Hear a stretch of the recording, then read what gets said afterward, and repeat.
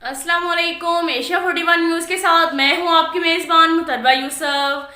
खबर शामिल करते हैं शोरकोट से। हमारे ब्यूरो चीफ राना मोहम्मद शब्बीर के मुताबिक तहसील शोरकोट सिटी में गंदम की खरीदारी का अमल जारी है। Food inspector Shorkot city Chaudhry Azhar Iqbal ने सहाफ़ियों से गुफ्तगू करते हुए बताया कि हुकूमत पंजाब और महकमे की हदायत पर शोरकोट में भी गंदम की खरीदने का अमल साफ शफाफ तरीके से जारी है। हमारा टारगेट 2,40,000 बोरी गंदम खरीदना है और हम इस वक्त तक 2,17,000 बोरी गंदम खरीद चुके हैं। इंशाअल्लाह ताला जमींदारों से दाना दाना गंदम का हुकूमती रेट पर खरीदेंगे। उन्होंने कहा कि किसानों का इस्तेहसाल हरगिज नहीं होने दिया जाएगा। मिडल मेन्यू की बजाय डायरेक्ट गंदम खरीदारी की जा रही है ताकि काश्तकारों को ज़्यादा से ज़्यादा रिलीफ मिल सके।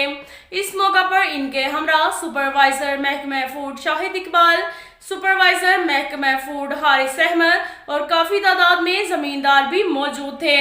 उन्होंने मजीद बताया कि ज़मींदारों को इस वक्त तक बारदाने की कीमत में 2,75,000 बोरी दे चुके हैं और इंशाअल्लाह ताला हम गंदम की खरीदारी के सिलसिले में जो टारगेट दिया गया है हम बहुत जल्द इसे पूरा करेंगे।